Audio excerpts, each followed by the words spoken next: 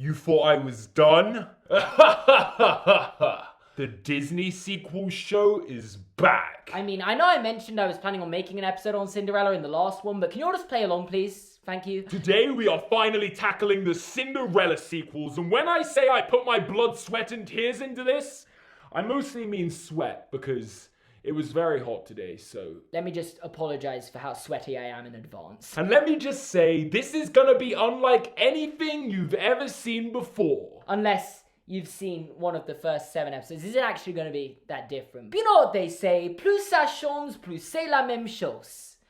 The more things change, the more they stay the same. Which, talking about things staying the same, do you guys remember Surfshark VPN that I was telling you about in the last episode? Well, they've only gone and sponsored me again. Being a virtual private network, Surfshark guarantees instant online security, and I personally use it all the time because, well, it's just so easy to use. I know I say this every time, but one click and you're connected to the internet.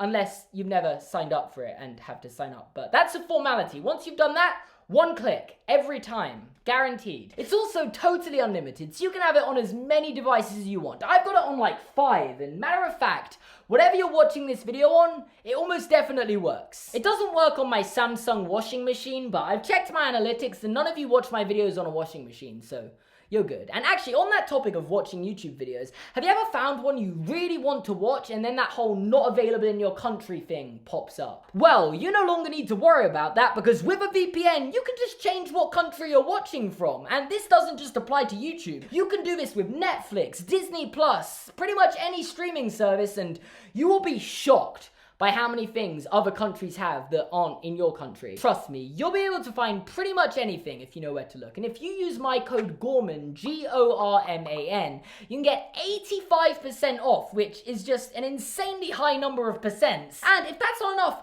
3 extra months for free. And a 30-day money-back guarantee! Link is in the description down below. Checking it out would help the channel a lot. And with that said, let's get into this. Cinderella, 2 dreams come true. Was that low-key a bit too good? Am I standard slipping? I promise this won't happen again. Anyway, this is another 3-in-1 movie, or as I like to call them, TIOMs. Yeah, a TIOM. That's what I call them. And the premise of this TIOM is that the mice get sad that there's only one story about Cinderella, so decide to make a new one themselves about her life in the castle after the wedding. Because you know what they say, the best stories are those forced out by talking mice. But also this means we're going straight in with another quick-fire round. Story 1. Cinderella and the prince arrive back to the castle after their honeymoon, and the king wants to throw a royal banquet, but then leaves the castle with the prince immediately after their arrival, which means that Cinderella has to plan the entire banquet on her own. And I know that is literally the premise of the story, and I'm about to nitpick the logistics behind a fictional animated character's decisions. But how on earth could have anyone thought that was a good idea? Can I just give you the context for this? Cinderella got married the day after they met, and it's implied they went on their honeymoon immediately following that. Meaning, this is literally one of her first nights in the castle. And they're literally expecting her to throw an entire banquet on her own. So naturally, within her first day, she does all the big no-nos a princess can possibly do. She wakes up on her own accord, dresses informally, starts cooking. She can't dance, apparently, which I don't really understand this one because I thought the whole point was she met the prince at the ball and they fell in love during a dance. Like, I don't know, that one didn't really add up to me, but anyway. She starts talking to commoners. But by far the worst of all, she opens the curtains. These curtains are never opened. Now, I've got to admit, the writers have impressed me here. It's a little known fact, but one of the many sacrifices a princess has to make is they aren't allowed to open curtains. Like, once you become a princess, you can't go near curtains. But unfortunately for Cinderella, a rational character as you'll know from the original, this is just a complete deal breaker. As she storms off to her room and starts crying on her bed, which I've just got to say goes perfectly with her character from the original, and from a storytelling standpoint, making us feel sorry for the beautiful princess in the big castle because she can't open curtains anymore. So relatable and just, it's brilliant. perfect, I would say. Anyone who knows anything knows that a life without curtains isn't worth living. Like, what's the point? I feel so sorry for her. You know, so much for dreams coming true, more like nightmares coming true. But it then leads to her realizing, screw tradition, and throws the banquet her way. And you know what I always say? Tradition is just peer pressure from dead people. Never bow down to it. And for that reason, even though this has been quite tedious to watch, I do appreciate the message of this short. She dresses how she wants, cooks how she wants, dances how she wants, opens up the gates inviting the commoners to the banquet, and most of all, she opens the curtains.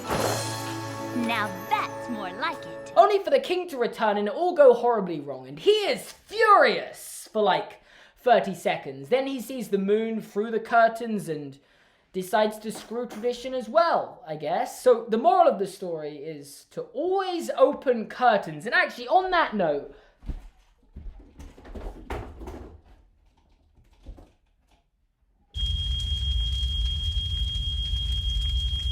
This is fine. Story 2. Okay, so I know we're doing a quick fire round, which I say as if we're doing this even remotely quickly, but this film opens with a bunch of unrelated events just happening one after the next, and I was wondering if I could do a quick fire round within a quick fire round. A quick fire round. I have no way of knowing if you just agreed, but this will actually be quick. I'll even time it. Gus and Jack are out picking flowers for Cinderella, but when they give her the flowers, she already has a much bigger bunch. Jack feels like he let her down. Then Cinderella leaves for a dinner to plan another party that she's in charge of throwing. But she forgets her list of suggestions, so Jack, in an attempt to redeem himself, tries to bring the list to her and accidentally scares one of the other people at the dinner, and chaos ensues, so he feels like he let her down again. Then Cinderella arranges to meet him at the stables, but he gets into a bit of an entanglement, she goes off without him, and Jack feels like he let her down for the third time. And that's it for the quick fire round.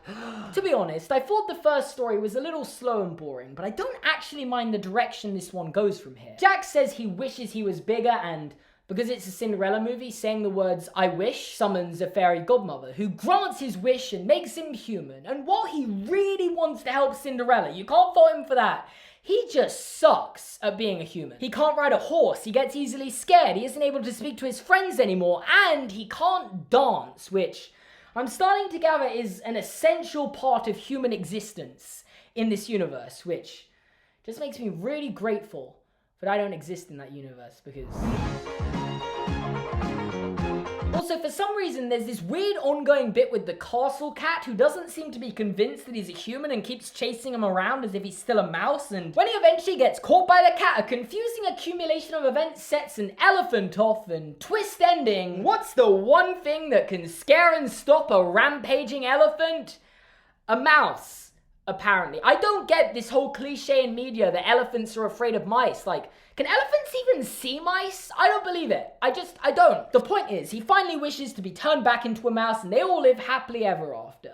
Story 3. So in the first one, Cinderella was throwing a banquet, and in the second one, she throws a party, specifically a spring festival. I don't think I ever specified that. And then in this one, in just a groundbreaking and downright unexpected way, she throws a ball. I'm really glad they experimented with these stories and tried new things. Like, you can see how creative they got with it, and I'm being a bit harsh. This one's actually different because it revolves around the stepsisters. And well, firstly, they've been invited to the ball, so I guess they're on good terms now? That's nice. But also, this story is really desperate to give Anastasia, you know, this sister, a redemption arc. In basically the first scene, she falls in love by looking at someone. Honestly, I feel more sorry for the baker guy who falls in love with her at first sight. Like, trust me, you are jumping into things way too quickly. Let her have a conversation first. Fortunately, her mother inadvertently tries to help him and literally forbids Anastasia from ever being able to see him, which, if that isn't a warning sign. But unfortunately, that leaves us having to feel sorry for Anastasia because she doesn't get to be with the love of her life, a person she has spoken to 0 times. However, by chance, Cinderella happened to watch this all go down through the shop window and makes a plan to help Anastasia, and that goes horribly wrong because Cinderella's plans always seem to go horribly wrong, to be honest with you. Anastasia crashes into the bakery and runs off crying while everyone in town laughs at her, which, it's a really weird town. Can you imagine that being your go-to reaction to someone running in, trashing a bakery, and running off crying? Like, I don't know, I get this is a weird universe, but I'm still confused. Anyway, so plan B. Cinderella brings her back to the castle to give her a makeover, and there's just this really weird scene where she teaches her to smile, and it goes on for way too long. Way too long. But in the end, Anastasia learns the true way to the baker's heart is by being nice. And just as it's all about to end, they decide to extend it by 5 minutes by playing the classic girl sees boy with another girl and runs off crying. Meanwhile, the boy doesn't know why the girls run off crying, and then they end up going to be sad at the same fountain, but don't notice each other for quite a while. And then when they do, reunite, coming together without saying a word to each other, and then defying her mother, who was also just apparently there, by saying they love each other, which just left me like, bro, you don't even know this girl. Trust me, I have seen a whole other film and she is awful. Take the chance to get to know her before you start calling her wonderful. Also, there's a weird subplot where the mice help set up the stepsister's cat Lucifer with the prince's cat, and it follows the exact same structure as Anastasia's story, so you're basically watching everything twice. Anastasia gets a makeover, Lucifer gets a makeover. Anastasia learns to smile, Lucifer learns to smile. And it's really weird, but they never finish off that storyline because I guess they ran out of time, or I don't know. They never finished it off. Did they end up together? I want to know now. All in all, compared to the other TIOMs I've seen, this is one of the better ones. I think stories 2 and 3 were significantly better than story 1, and they kind of pull it up. So I'm giving it a 3.6. out of 10, which if this is your first time, that's actually a very good score for a Disney sequel. Like, a lot of them land in the 2s region. I could bring back the tier list, but I'm not going to. It was making my computer crash, and it doesn't need the stress right now. And with that said, let's move on to Cindo K. You're probably wondering why I got changed, and also, how on earth are we gonna have time for Cinderella 3? The red circle thing's almost at the end. How did you get so far? And the truth is, there is so much to say about Cinderella 3. Oh my god, but after 2.5 hours of recording in this attic at 30-degree heat with no air conditioning or a fan, I'd only just finished Cinderella 2. And I wasn't even halfway through the video, so I'm sorry. But we're doing a 2-parter, so make sure to subscribe, and I'm gonna say this unironically, hit that notification bell, because this time next week, I'm gonna be releasing Cinderella 3. And no, I've got no words. And if you enjoyed this video, make sure to leave a like and check out my other Reacting to the Disney Theories videos in my Reacting to the Disney Theories playlist here. And check out my Patreon here and in the description down below. Thanks for watching, and I'll see you guys next time. Also, I don't want to spoil the next video, but Cinderella 3 is better than the original. Okay, bye.